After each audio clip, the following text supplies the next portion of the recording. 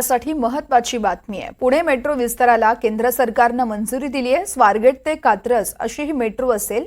या मेट्रोसाठी 2954 कोटी रुपये मंजूर करण्यात आले। तसेच ठाणे इंटरनल रिंग मेट्रोला ही मंजुरी देण्यात आली आहे। 12200 कोटी रुपयांचा हा ठाणे इंटरनल रिंग मेट्रोचा प्रोजेक्ट असेल।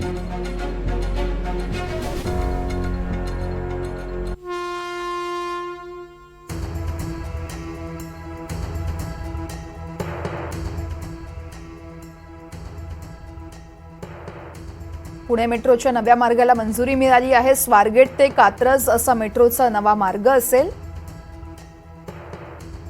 तर हा मार्ग संपूर्ण भुयारी असणार आहे।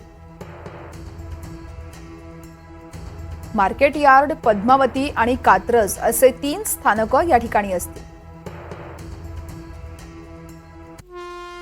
5.46 किलोमीटर हा मार्ग असेल।